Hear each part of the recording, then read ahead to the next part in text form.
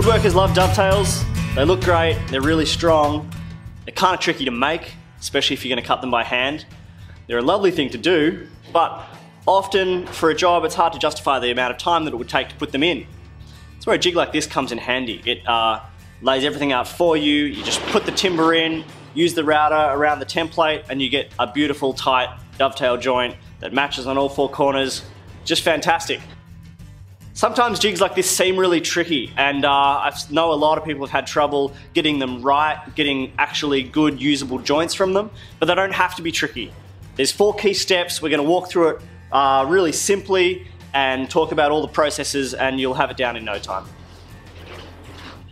This dovetail jig comes with a 1 comb included, which is a 1/2 inch, half blind dovetail comb, but there's plenty of other combs available which allow you to do different types of joinery. This one here will allow you to do finger joints. There's a smaller version of that as well, or box joints, finger joints or box joints. This comb will allow you to do much smaller dovetails, and then there's also a comb for through dovetails. Now, we're going to get a whole bunch of videos together going through details on how to do those joints specifically. This is just an overview, more of this jig in principle, and we're going to be using the half blind dovetail comb because that's what it comes with. Okay, this video is assuming you put your thing together. All you need to do is put the comb on the front and put the handles into these locking bars. If you need more help with that, there's a link to the video up here that goes into a lot more depth into putting the whole unit together. Screw it down to the bench. Now you're ready to go through these 4 steps. The first step is setting the height of these clamping bars. There's a bar on the top and there's a bar on the front, and both of them do exactly the same thing. They hold the timber in position. You need to set them to the correct height so that they're holding your timber really firmly.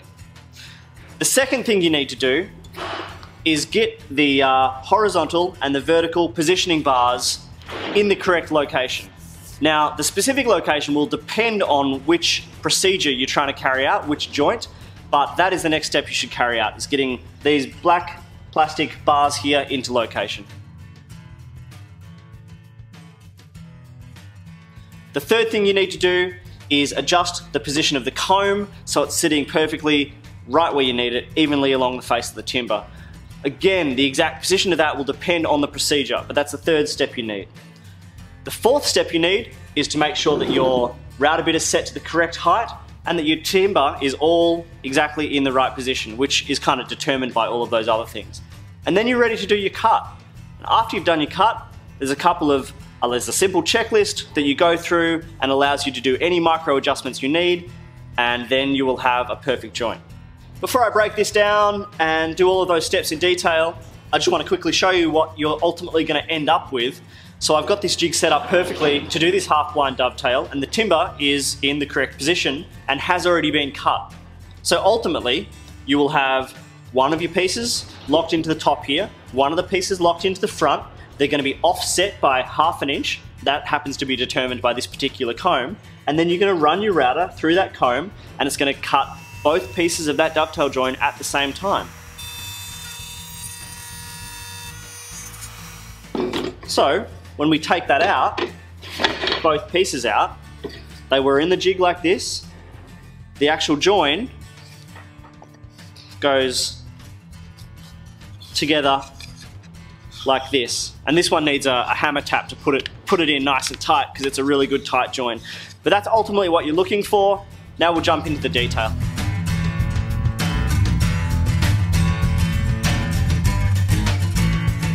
Step 1, we're going to set the height of these adjustable timber clamps. There's one on the top, one on the front. The way you set the height for these is using these 2 black knobs here, the highest ones on this jig. Basically you can loosen or tighten them. You want to aim to get them both to be the same position, and that position is about 3 mils higher than your timber when the clamping bar is in the open position. So what that means is that when you get to the closed position, you can get a really nice firm grip on the timber. So I'll just take this out for a second. It's good to have timber along the whole length of the bar because that allows you to see if you are in the right position or not, or if the bar is even. So if we need to loosen this off, we can just do that loosen those knobs off a few turns, place the timber in here, have a look at our spacing when the bar is open. Yep, that's about 3 mils, and that clamps down nicely. Now, if you find you need more clamping pressure, just tighten it a little bit more, or vice versa. It's fairly simple, and for this half-blind dovetail jig, both clamps are just set to the height of the thickness of the timber that you're working with. So this is 19 mil stock. Both of those clamps are set to that height. Some of the other combs, you'll need to put a spacer in there. We're not going to worry about that for this particular operation. Now, you need to do exactly the same thing with the front clamping bar, and it works exactly the same way. Put the timber in, make sure that you've got about a 3 mil gap along the whole length of the bar, clamp it down, make sure it holds firmly. That's the whole first step.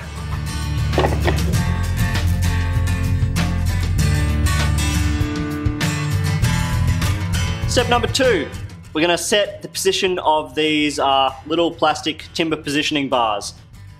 Now, they exist on the horizontal plane and on the vertical face. There's 4 of them in total, 2 on top, 2 on the front. Whatever we do to the left-hand side, we want to also do to the right-hand side in the mirror image. I'm just going to concentrate on one side for you to keep it simple. We'll start with that horizontal positioning bar first. Now, for this particular jig, all we're looking to do is we want the timber to be square to the jig. That's really important. That'll be the same for all operations on this jig. And we also want the edge of the timber to be positioned exactly in the center of one of these fingers. So I am going to make sure that the timber is square and in that position by using a square or whatever you have. Make sure it's lined up with that right in the center of that finger. Then we're going to lock it off. Now the timber's not going to move. Now we can loosen off that positioning bar, push it up to the timber and tighten it down again, and then it will be set. It's always worth checking it once you've done that, make sure it is still square. It's as simple as that. Now that you've set that first horizontal bar, we're going to set the bar on the vertical face. Now this needs to be exactly ½ an inch over from the position of that horizontal one, and it also needs to be square to the jig. So what we're going to do is we're going to loosen this horizontal piece of timber off, get something that's ½ an inch wide. So I've got a ½ inch chisel here. You could use a ½ inch drill bit or get a piece of timber shim or whatever you want. Place that in between the timber and that positioning bar. Push the timber up against it. Close that clamp down to lock the timber in place. Now you can remove that chisel, it doesn't need to be there anymore. Get your vertical piece of timber or a piece of scrap that's exactly the same dimensions, and we're going to slide that up into the jig. With the aim here is to line up the edges of our vertical piece of timber and the horizontal piece of timber which is locked in. That ensures that that vertical piece is exactly ½ an inch over from the ultimate position of the horizontal piece. Again, check that it's square with your vertical piece locked in position and those edges nice and clean. Bring that positioning bar over and lock it down. And that's it. That's it. Both of those positioning bars are set. You need to do exactly the same thing on the opposite side with the right hand one, but it's as simple as that.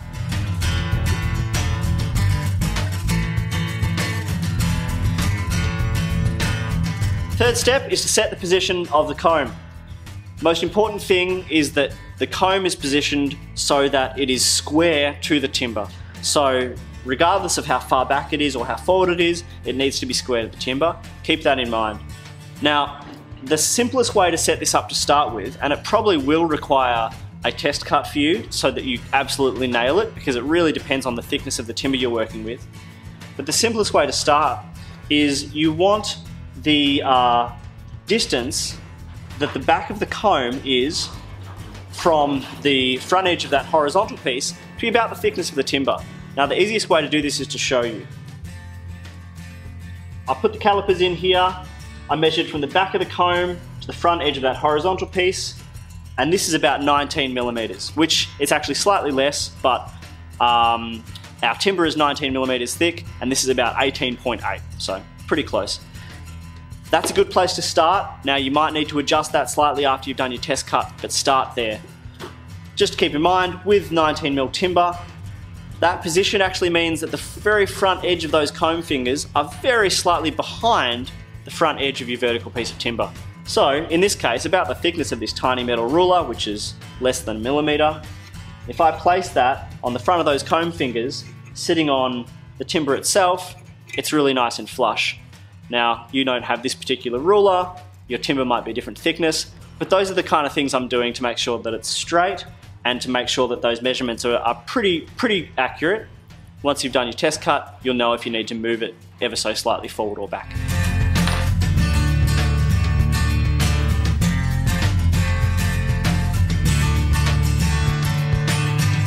Okay, the fourth step before we do our test cut is to make sure that our router bit is set at the correct depth.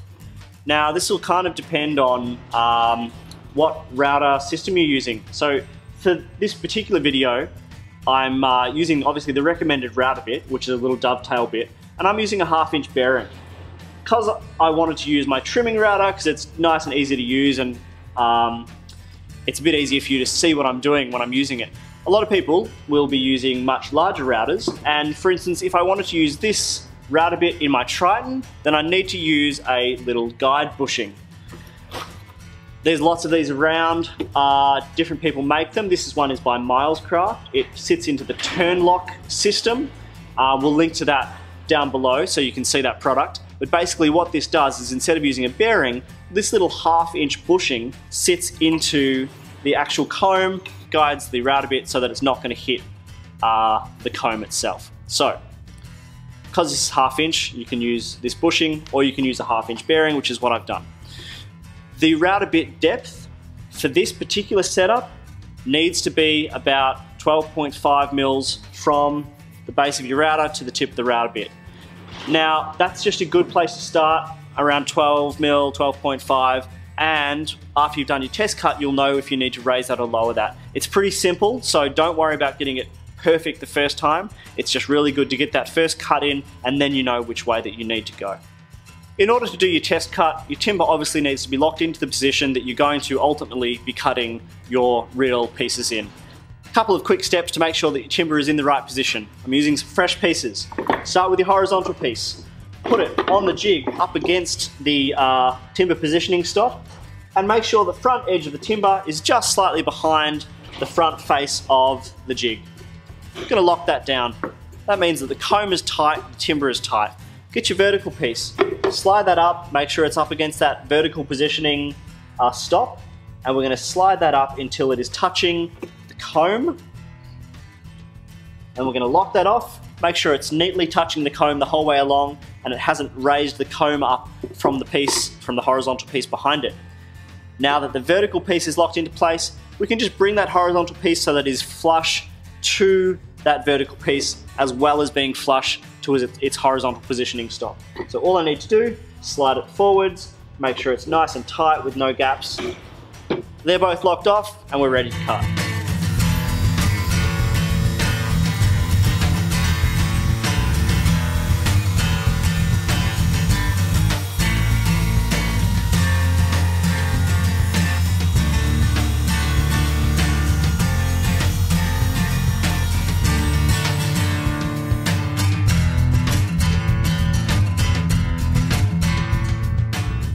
Okay, we've done our test cut, we're going to pull it off the jig, and we're going to see how it fits together, and from there we'll know if we need to make any adjustments.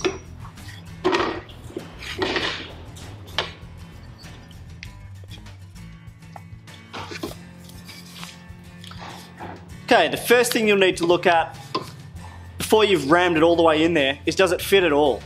So if this is way too tight and you just can't get it in there, you're going to actually have to retract your router bit a little bit. Reduce the amount of router bit that's in the timber, just by a fraction, and that will make this joint slightly looser. Obviously, if your joint is way too loose and it's just flopping in there with heaps of space, then you need to actually expose a little bit more router bit. Push it down a little bit further into the timber. Again, it'll be a small adjustment. You should hopefully be able to get it just in the next pass. Worst case scenario, just creep up on it. You might have to do a second test cut. Okay, the second thing to look at, if the joint is actually fitting in there and you're happy with how tight it is to see if it's going in far enough. Now, if these tail pieces here are sitting proud, we actually need to push this comb back by just a fraction. we need to push it back actually by about half the distance that this is sitting proud. So in this case, it looks like it's about 2 mils not going in far enough. So we need to be able to move the comb back by about 1 millimeter. Obviously, the flip side of that is if it's going in way too deep. Now this is perfect, so I can't show you. But if it was going in too deep, you need to bring the comb forward slightly in that same proportion. So if it's going in too deep by 1 millimeter, move the whole comb forward by about 0.5 millimeter. The last thing you need to look at, and you might need to adjust, is if these sides here on both sides are nice and flush. Now if they are, perfect, you've done a great job. It means you've set your horizontal and vertical stops perfectly. If they haven't quite lined up, you'll need to make a really slight adjustment to your vertical stop. The simplest way to figure out which way to move the vertical stop is hold your joint before you've taken it apart. Notice which piece is proud of the other. So in this case, my bottom piece here is a little bit too far this way, too far to my right. Then you gently take the joint apart, hold it in position over the jig. And so this means I know that I need to move my vertical piece back to my left a fraction. So by holding the joint in this way, taking it apart and positioning it over the jig in this way, it just allows me to keep those orientations correct so that I am not chasing my tail and moving that horizontal stop in the wrong direction. Now this, in actual fact, is only out by way less than 1 millimeter. So I'd probably just sand that. I can feel it, but I can't really see the difference, so that's fine for me. But if you do find that it's offset, you'll just need to go back to the jig, make that slight adjustment, and do another test cut. With a bit of practice and a couple of test cuts, actually you don't even really need practice, you will get a really good joint.